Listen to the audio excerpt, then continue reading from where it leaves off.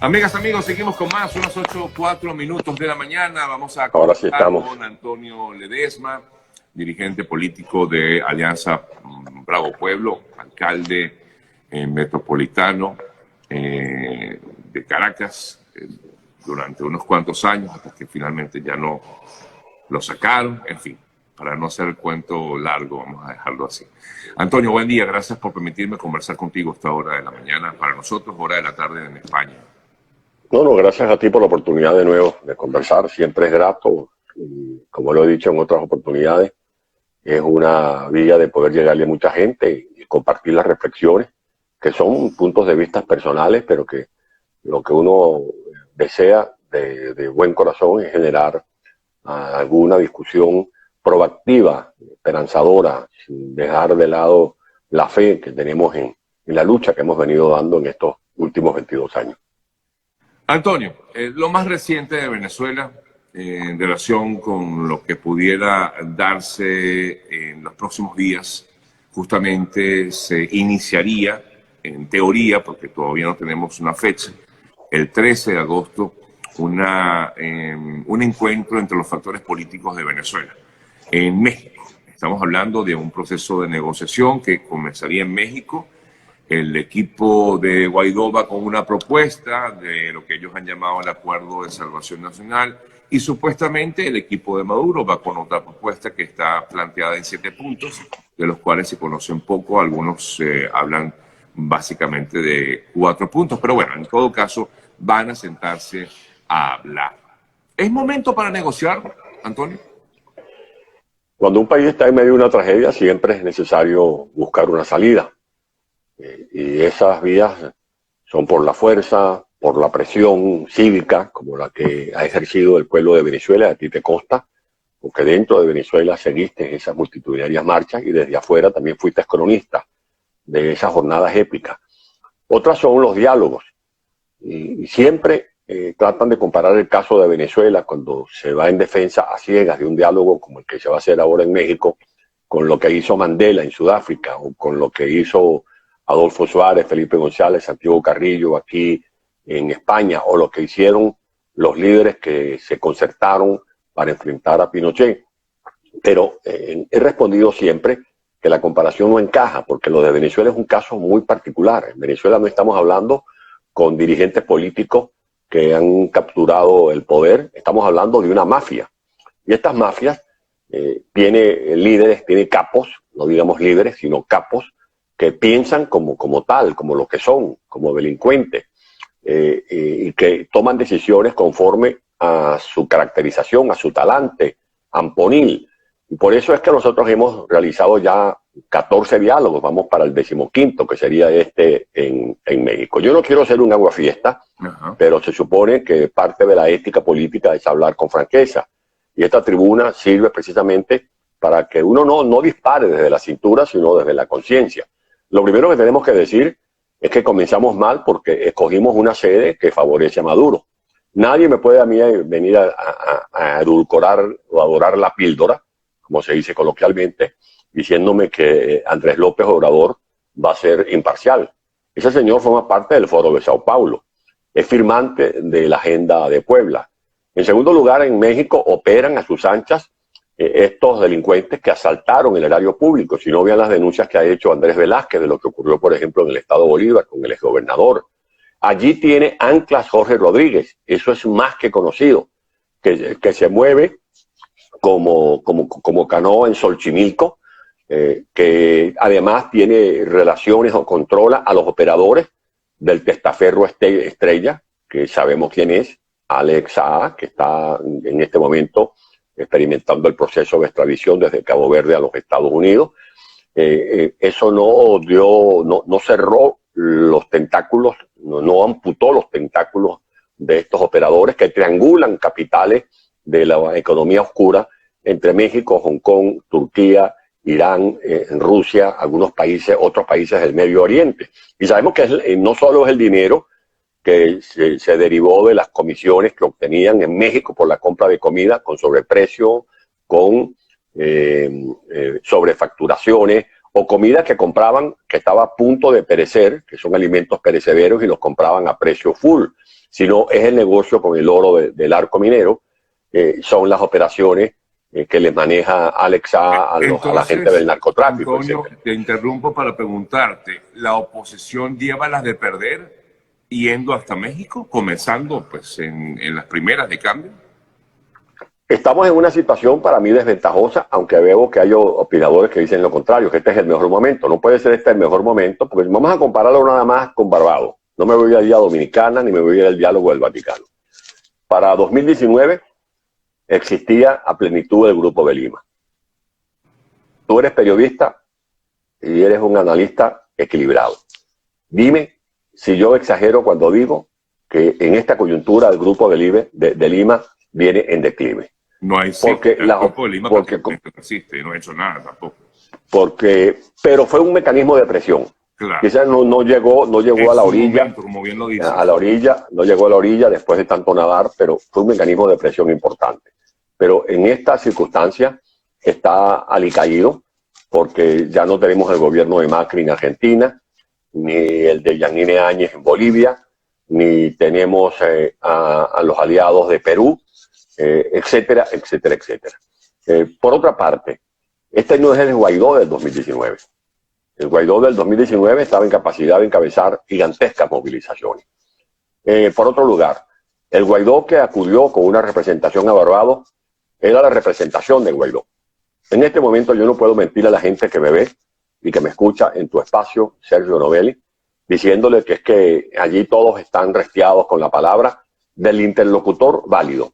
Porque como te lo dije en la penúltima entrevista, nos puede o no gustar Juan Guaidó, podemos estar o no de acuerdo con sus prácticas, con sus decisiones, pero es el interlocutor que reconocen los Estados Unidos, Colombia, Brasil y buena parte de los gobiernos del mundo libre que han estado al lado de la causa de Venezuela. En este momento hay un Guaidó que luce vulnerable, no solo por la resistencia de las mafias contra las que él está lidiando, porque esto no se puede ver como un simple pleito, un match entre Guaidó y Maduro, no.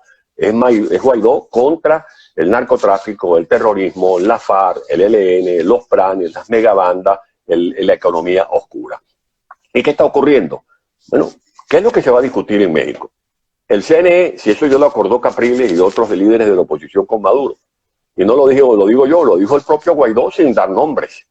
¿Qué van a discutir? La fecha de elecciones regionales, ya eso está acordado. ¿Qué van a discutir? Si participan o no. Si ya hay un carnaval, hay un festival de candidaturas por todas partes de Venezuela. ¿Y qué es lo que busca Maduro? Maduro busca, en primer lugar, lavarse la cara de narcotirano. Porque las contradicciones que brotan a la luz del análisis de esta parodia de venezolana es cómo se puede seguir sosteniendo la tesis o el cartel solicitando a Maduro y ofreciendo por su captura 15 millones de dólares, reputándolo como aliado del narcotráfico, etcétera, si en Venezuela hay democracia. Porque dirán, hay democracia cuando estamos aquí haciendo elecciones regionales. Y los mismos partidos o líderes de los partidos que me han denunciado, dirá Maduro, como perpetrador de crímenes de lesa humanidad, ahora están validando mi gobierno, aceptando un cronograma electoral impuesto por un ente absolutamente irrito. Entonces, Antonio, ese es uno de los puntos. Y todo esto está planteado según lo que comentas, ¿para qué sentarse? Bueno, la comunidad internacional busca alguna rendija y la pauta la marcan los venezolanos. O sea, ¿la oposición se sienta por presión de la misma comunidad? No, al revés. Yo creo que al revés. Quienes han venido presionando son los que tienen esta visión que forma parte de su arsenal de búsqueda de soluciones de conflicto, los noruegos, por ejemplo. Ellos sí han venido actuando en este tema, el señor Borrell como vocero de la Unión Europea. Esto no es nuevo, él viene promoviendo el grupo de contacto hace más de 4 años. De eso hablé con él aquí en privado cuando era canciller del gobierno de España. Y hablé con muchos eurodiputados antes de que se constituyera el grupo de contacto, diciéndoles que todo eso iba a servir para que Maduro ganara tiempo, como en efecto ha ganado. Ahora, yo quiero aprovechar este programa que lo ve tanta gente para hacer una advertencia. Dios no quiera que Maduro se salga con la suya. Maduro va allí tras 2 presas. Una es que le levanten las sanciones. Porque al mismo tiempo en que se está ventilando la situación 1 es el caso de Venezuela en la Corte Penal Internacional, hay una situación que se califica como situación 2, que tiene que ver con la denuncia que introdujo el régimen madurista en La Haya, acusando a Estados Unidos de ser responsables de crímenes de lesa humanidad. Porque mientras instituciones, estados parte, parlamentarios del mundo, ciudadanos venezolanos como William Cárdenas, Omar Estacio, Tamara Sujú, Diego Arria, Asdrúbal Aguiar, Walter Márquez, este humilde servidor, hemos presentado, la fiscal Ortega, con su abogado Blas Jesús Imbroda, hemos presentado pruebas que son incontrovertibles de los patrones de conducta, tortura, detenciones arbitrarias, ejecuciones extrajudiciales, políticas de tortura como asfixia, tratos crueles, violaciones sexuales, etcétera. Maduro ahora introdujo con sus abogados un recurso denunciando a Estados Unidos como diciendo que la tragedia de Venezuela, la hambruna, la crisis hospitalaria es responsabilidad de las sanciones. Eso es absolutamente falso. Pero si le levantan las sanciones, él de una u otra manera dirá, me entra un fresquito. 2, fíjate que tú tienes que haber leído las condiciones que puso Maduro. Habló de 3 condiciones. 1, las sanciones. 2, que asistan todas las oposiciones. Imagínate tú, todas las oposiciones. Porque Maduro quiere embochinchar. Quiere que este diálogo sea una merienda, una parodia, y no quiere que ya esté representado el interlocutor válido que es Juan Guaidó, sino que estén allí también los de la mesita, los alacranes, los infiltrados, etcétera, etcétera, para que eso, por supuesto, obre en su beneficio. Y 3, pone como condición que le reconozcan sus instituciones. ¿Cuáles son las instituciones que Maduro quiere que le sean validadas? La Asamblea Nacional. Claro. Porque de esa manera mata 2 pájaros de un solo tiro. Valida su asamblea y liquida, le pone una lápida a Guaidó, porque si desaparece la asamblea legítima del 2015, desaparece instantáneamente el gobierno interino de Juan Guaidó. Correcto. Eso no solamente lo está buscando Maduro. Lamentablemente, penosamente, algunos partidos. Hay algunos factores de la oposición que están jugando más, esto lo dije hace tiempo, están jugando más a que cese el gobierno interino, a que cese la usurpación que encarna Nicolás Maduro. Es doloroso, pero es la verdad y con la verdad ni temo ni ofendo. Además, Maduro quiere que le validen la fiscalía, porque la fiscalía que ejerce de facto Tarek William Saab es la que ha venido interfiriendo el proceso o tratando de interferir el proceso en la Corte Penal Internacional. Recapitulo para que la gente que me escucha sepa, antes de irse la fiscal Bensouda había prometido dar más o menos como un juicio que no es definitivo, sino que tiene que ver con la sala que analiza las incidencias. Eso fue para finales de 2020. La fiscal tenía que entregar el 14 de junio de este año y antes de que la fiscal hiciera un pronunciamiento, interpuso un recurso, el fiscal de facto William Saab, diciendo que no estaba siendo debidamente atendida la defensa del gobierno de Venezuela, que se estaban perjudicando los intereses de las víctimas, etcétera, etcétera, etcétera. El 21 de julio de este año ya la sala preliminar descartó esa apelación y más bien dijo que tenían que publicar esos expedientes tanto el fiscal de facto de Venezuela como el nuevo fiscal Karim Khan. Ahora, ¿qué busca Maduro? Que le reconozcan el TCJ. Imagínate tú por dónde apuntan, que le reconozcan el TCJ. Si allí la representación de esa oposición es capaz de ir a validar, a cambio no sé de qué cosa, a ese TCJ que le ha quitado los símbolos a los partidos políticos, que ha vulnerado el Estado de Derecho, que ha convertido el edificio del Tribunal Supremo de Justicia en un paredón de fusilamiento. Y que ha pedido la extradición de algunos líderes políticos. Exactamente, eso no son magistrados, son sicarios gatilleros del régimen, con toga, con birrete. Entonces, ¿para qué Maduro quiere que le vean, sigan la cuerda? ¿Para qué Maduro quiere que le validen el TCJ? Porque al validarle el TCJ, va a tener más fuerza las operaciones que está haciendo la señora Gutiérrez y el fiscal de facto Darren Williams en la Corte Penal Internacional para descartar la acción de complementariedad que puede estar o que está a cargo, que debe estar a cargo de la Corte Penal Internacional. ¿Por qué se habla de escenario de complementariedad? Porque al no funcionar el sistema jurídico de Venezuela para procesar las denuncias de violación de derechos humanos, se activa entonces el Estatuto de Roma. Entonces, ¿qué es lo que busca Maduro? Maduro va a decir, no, ese TCJ es reconocido hasta por la propia oposición, claro, hasta por los propios dirigentes de los partidos que se han sumado a las denuncias ahora en la Corte Penal Internacional. Entonces, Antonio, ellos van, ya para finalizar, ellos están montando todo un parapeto para decir que están haciendo un juicio contra los asesinos de Fernando Albán, contra los asesinos del capitán Rafael Acosta Arévalo, contra los asesinos de Óscar Pérez y de sus compañeros en Ejuquito, contra los asesinos de Pernalete, de Vallenilla, de todos estos muchachos que asesinaron en los últimos años en el país. Eso es lo que está pasando. Ahora, o puede pasar.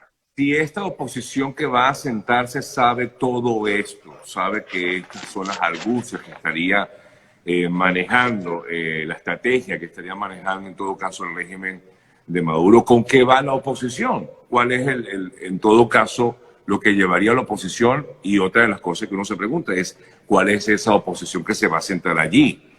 Si no hay una unidad de criterios, Antonio. Bueno, sigue allí con el control el llamado G4. Claro. G4, que entre ellos hay serias diferencias, que sería natural en política, pero ahí hay diferencias por poder, por controles. Pero un Guaidó que ha dicho que no reconoce el TCJ, por eso lo dijo Guaidó, que no cree en elecciones regionales, eso lo dijo también, creo que a principios de junio, y que aboga por unas elecciones presidenciales libres. Eso no es lo que está en el calendario. En el calendario lo que hay es unas elecciones el 21 de noviembre, que imagínense ustedes si fueron capaces de hacerse esas trampas, porque en los tiempos de la democracia se hablaba, según palabras de Gonzalo Barrios, de las trompadas estatutarias. Ahora son los chuzos, las puñaladas reglamentarias, y cómo hubo hoy una escena de caníbales políticos comiéndose unos a otros. Eso fue lo que se vio este fin de semana.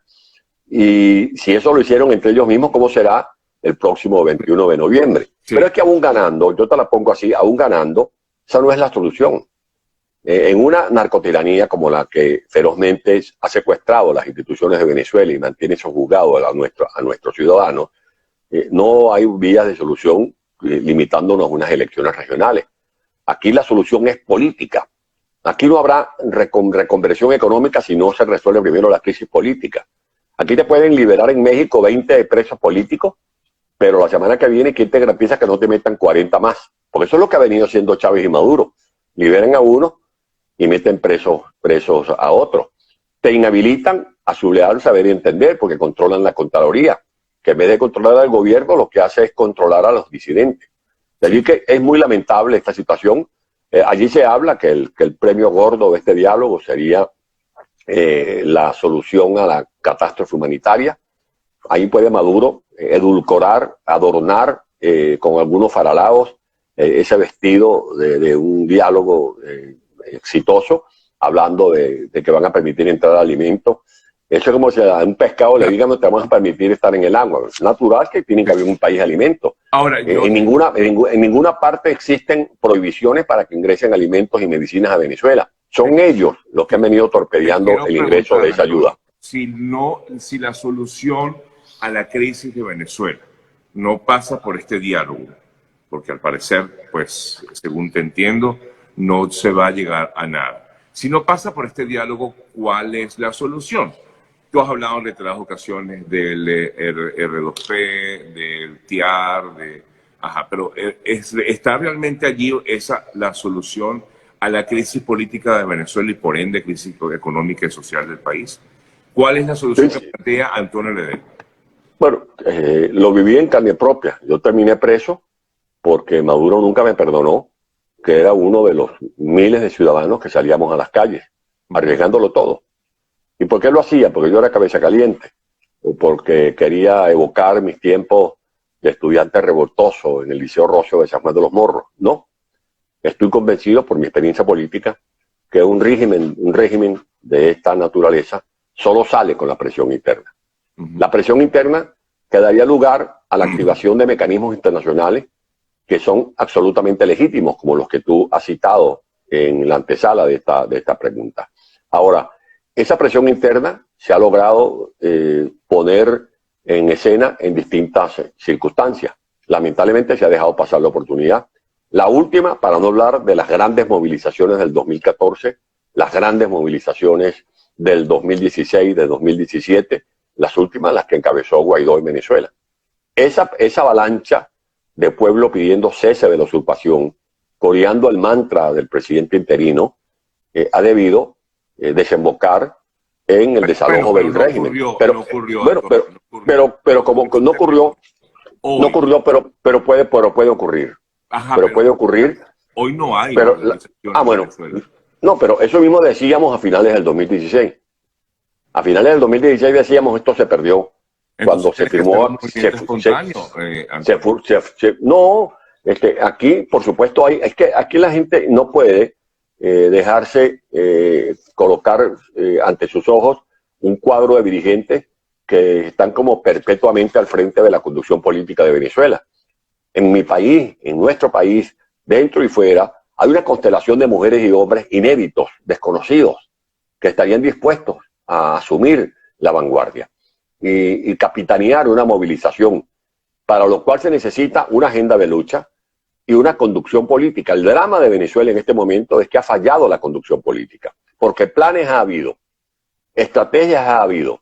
Lamentablemente el régimen logró infiltrar por la asesoría cubana, porque aquí vamos a decirlo con toda la franqueza. Es verdad que tenemos presencia iraní, China, Rusia, etcétera, pero los que dirigen los tamborilleros, los titiriteros, son los asesores cubanos, que son los que han venido marcando la pauta y, por ejemplo, decidieron como estrategia clave infiltrar los comandos de la oposición. Y ese ha sido el grave problema que hemos tenido en los últimos años y, sobre todo, esa ha sido la zancadilla que ha hecho resbalar a Guaidó después de su atractiva propuesta del cese de la usurpación. Guaidó está rodeado, está secuestrado por un grupo que no actúan conforme a la estrategia que el mismo Guaidó ha planteado. Fíjate que lo que tengo entendido es que ese grupo que controla a Guaidó y que nos excluyó a todos nosotros, que controla a Guaidó, ya tiene decidido participar el 21 de noviembre. Eso pone en entredicho, ante los ojos de la comunidad internacional que avala a Guaidó, su jefatura. Entonces, no lo van a decir. Entonces, porque ¿qué puede creer la población, Antonio? Bueno, siempre la gente tiene en su corazoncito la llama de la fe y de la esperanza. Esa llama no se apaga. Bueno, y la gente verá si sigue con este comando de dirección, sobre pretexto de que tiene mayoría en la Asamblea Nacional. Antonio, mucha gente piensa, porque lo he escuchado, de gente que vive en Venezuela, que piensa, bueno, pero al final prefiero ir a este proceso electoral que me va a ayudar a vivir, digamos, en esta tranquilidad, entre comillas, ¿no? Pero esa es la resignación. Claro, esto es inducir al rebaño a la resignación, como lo han hecho en Cuba en estos últimos 62 años. Ahora hay un brote de rebelión. La resignación, ¿para qué protestar si me van a meter preso? ¿Para qué protestar si voy a terminar como esos que están en el exilio? ¿Para qué voy a quejarme si aquí me llega una cajita de Clark, con esto me resuelvo, algo el desayuno, algo el mediodía? ¿Para qué protestar? Bueno, si aquí tengo velas. ¿Y para qué protestar si me llegó un tambor y ya viene el invierno y aquí voy a coger agua para el invierno? Eso es luchar para sobrevivir. Mi esperanza y mi sueño es que ver al pueblo de Venezuela luchando para lograr vivir con dignidad, que es absolutamente distinto. Y los cubanos lo que siempre buscan, como te lo decía en la anterior conversación, es que se desplome el ánimo de los venezolanos. Porque no es suficiente desplomar, como el que lanza una máquina de escribir o una computadora al piso, la economía. Nada más de 84 puntos del Producto Interno Bruto, una economía en ruina. Han destruido todas las empresas fundamentales de Venezuela. Ellos también quieren carcomer cualquier vestigio de ánimo, de ilusión. Por eso, sobre todo a los jóvenes, tratan de arrebatarle las ilusiones hacia el futuro. A las mujeres las atacan por la familia y a los trabajadores los someten para que ya no tengan sindicatos ni contratos colectivos, sino que tengan allí una paga miserable para que sobrevivan bajo esta tiranía. Antonio, o sea, yo quisiera, y discúlpame que te lo insista, pero en concretar soluciones es la solución, digamos, a lo que se vive en Venezuela. Porque la gente, como tú bien comentas, está como resignada, venga lo que venga, si viene un proceso electoral, viene, si se van a reunir, que se reúnan, total, eso no me afecta, es lo que mucha gente piensa. Estoy tratando de reflejar lo que la población en Venezuela, dentro del país, siente. Y lo que quiere es una solución, una decisión, porque no sé, creo que muchas personas ven que pues Maduro va a seguir ahí en el poder y no ven como esa salida, no la Es que Maduro, me perdón que te interrumpa, no es que Maduro siga en el poder, es que hay factores de la oposición que se prestan a sostener a Maduro en el poder, que es totalmente distinto. Porque Maduro no tiene, está en minusvalía, una minusvalía inocultable.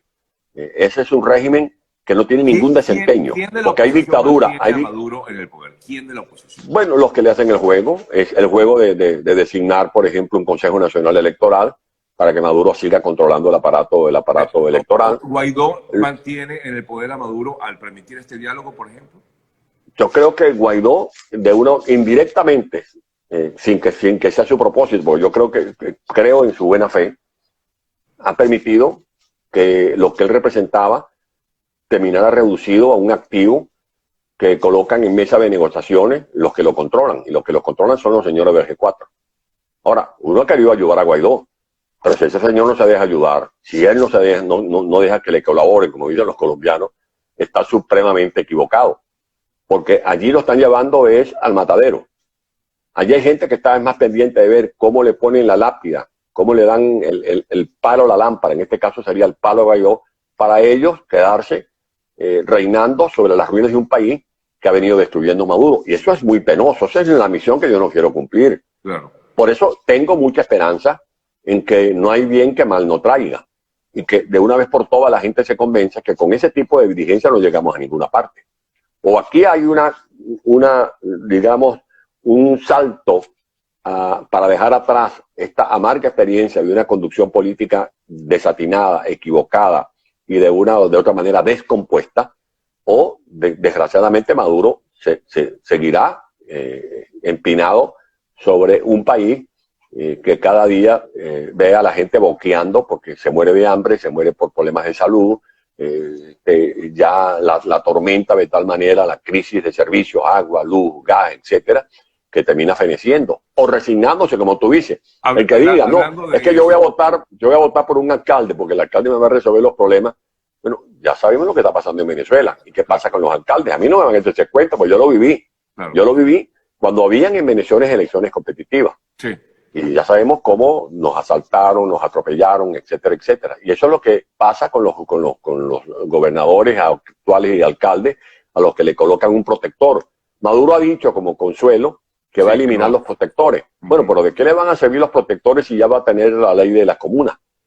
Y va a tener las ciudades comunales, el parlamento comunal. Y van a dejar como olla raspada esas gobernaciones y esas alcaldías, porque todos los recursos, potestades y atribuciones se las van a pasar a los poderes comunales. Antonio, todos aquellos que vayan a este proceso electoral, hablo de los políticos, de noviembre, ¿le siguen el juego al régimen?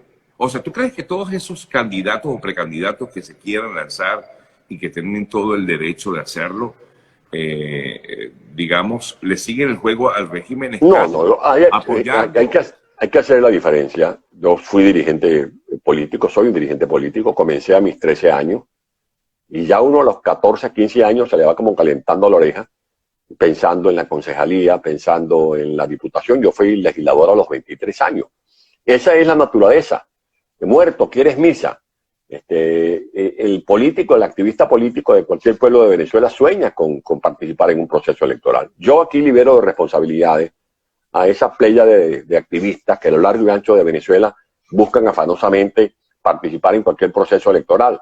Pero aquí es donde es necesaria la conducción.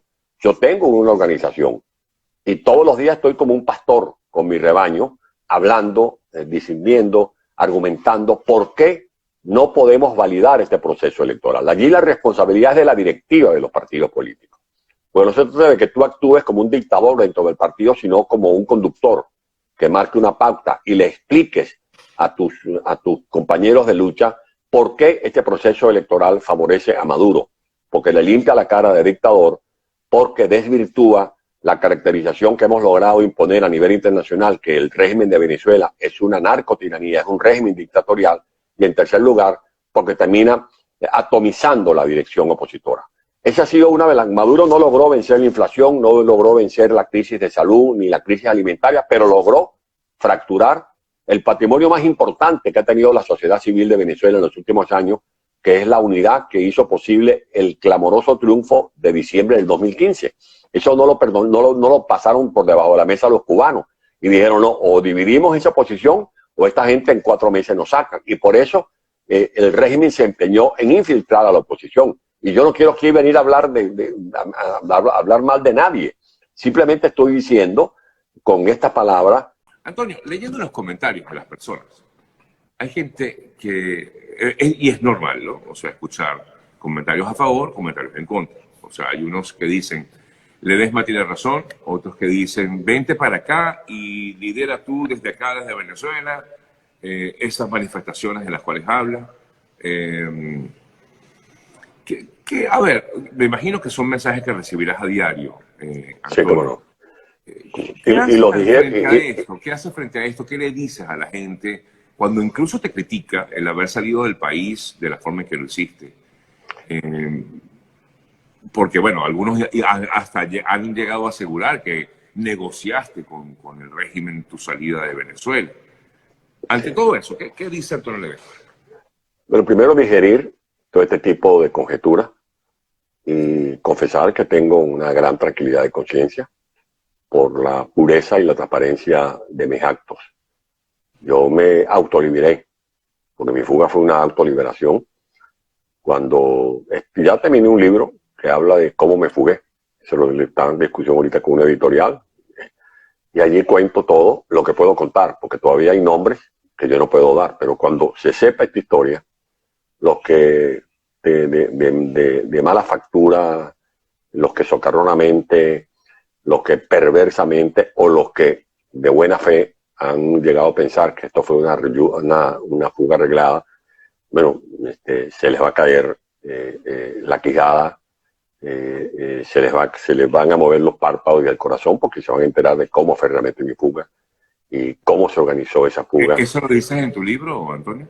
Eso lo digo en mi libro, en el nuevo libro, en el otro libro que ya está, debe salir. La idea de secuestro, fuga y exilio. La editorial está sugiriendo otro título, nada más de que casi me fugué, algo así, pero que todavía eso ya está escrito. No está del todo listo, está en pleno proceso. No, está prácticamente acabado, pero recuerda que hasta ahorita acaba de salir un libro y no puedo cabalgar sobre mi propia obra, entonces tengo que primero que se desarrolle este libro y luego ir con este y otros 2 más que están también ya en la caldera.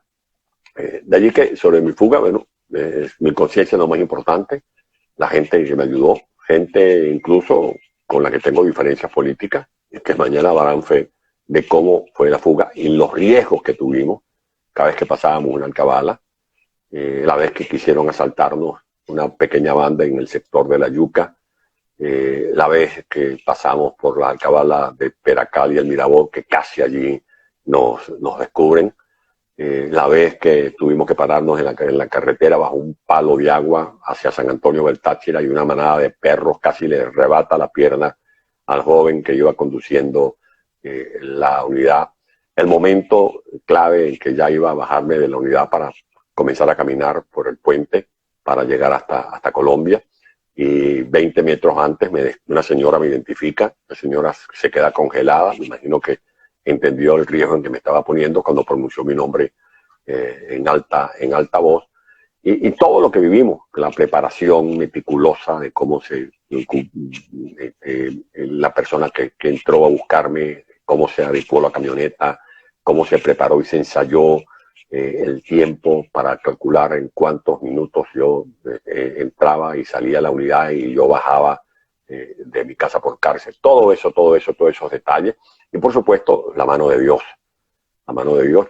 Yo soy creyente y allí me acompañaron todos los espíritus de mi madre, mi padre, mis hermanos, mis abuelos, etcétera, porque era una lucha del bien contra el mal. Y para mí el mal eran esas fuerzas que en algún momento pudieran capturarme. Y yo lo que pensaba era qué sentimiento iba a tener la ciudadanía si a mí me llegaban a capturar.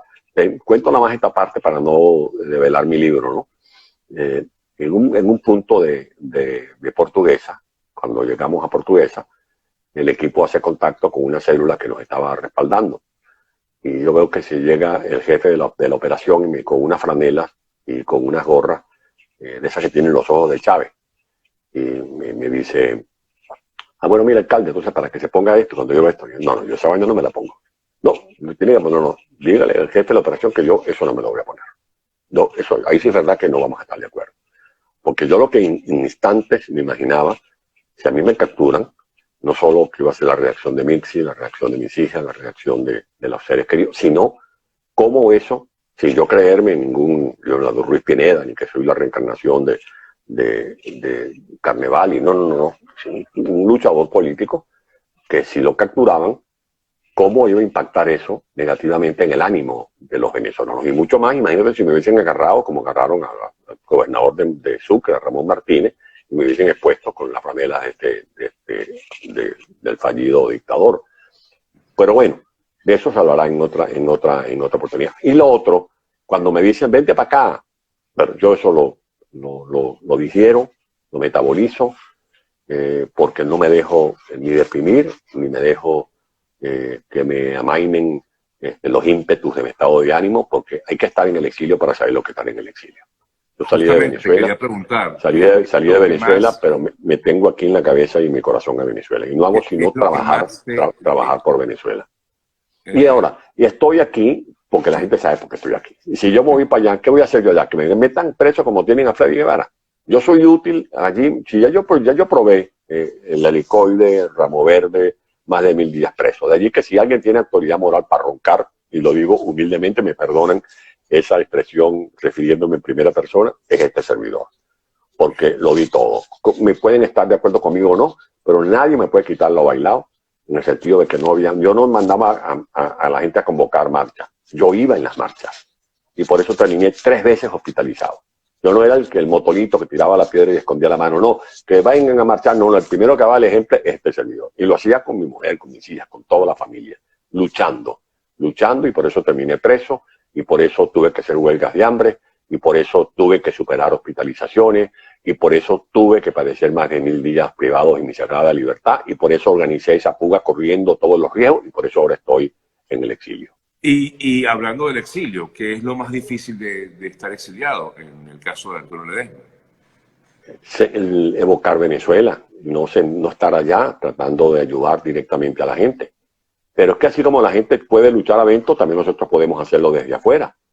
Yo tengo los ejemplos en la historia, yo no me la he hecho de historiador. En este libro, el que está ya circulando, yo hago un resumen de la historia en 100 páginas. Cualquier joven, cualquier venezolano, cualquier ciudadano del mundo puede enterarse en 100 páginas, las primeras 100 páginas de un libro que tiene más de 470 páginas, se puede enterar de la historia desde que nos descubrió Cristóbal Colón hasta lo que se llamó la Revolución de Octubre de 1945. Pero esa historia allí es una cantera de información, de datos, de anécdotas, de vicisitudes, de contradicciones, de traiciones, de corruptelas, de nepotismo, de hazañas, de victorias. Porque allí explico qué pasó entre Bolívar y Miranda, por qué Bolívar fusiló a Piar, pero después perdonó a Santander, las deslealtades de Páez con Miranda, el nepotismo, las corruptelas, etcétera, etcétera, hasta llegar al día de hoy. Y lo que está pasando hoy lo comprendemos más fácil si asimilamos la historia y respondemos la pregunta de dónde venimos. Venimos de ahí, de la traición de Páez a Bolívar, de la traición de Monagas a Páez después que Páez lo perdonó, de la traición de Julián Castro a Monagas después que Monagas le dio el poder, de la traición de Joaquín Crespo y los pleitos con Antonio Guzmán Blanco, Antonio, etcétera, etcétera. Esa es la idea. Deja los cuentos del libro para después, para que la gente los pueda leer en su momento. En el llano dicen todo que se lo lava su queso. ya cerrando, Antonio, concluyendo como tal esta conversación que comenzamos hablando pues acerca de esta posibilidad de diálogo a partir. ¿Has tenido nuevos contactos con algún representante de la oposición dentro del país y has podido expresar esto que me has comentado en la mañana de hoy, reciente? Hablo de... Sí, he tenido contacto. Por supuesto, no estoy hablando de los jefes del G4. Yo tuve intercambios de palabras hace algunos meses con el mismo Leopoldo, con Julio, con Tomás Guanipa, con el propio Juan Guaidó, con Andrés Velázquez, con Delsa Solórzano, Sí. con Edwin Luzardo, con Fernando Álvarez Paz, con mucha gente que está allí metida en la candela, ¿no? Que están dando la cara. Y por supuesto ellos saben cuál es mi punto de vista. Yo aquí no hago juicio personal, yo simplemente digo no estoy de acuerdo con esa tesis, porque esa tesis no nos conduce sino a más desilusiones.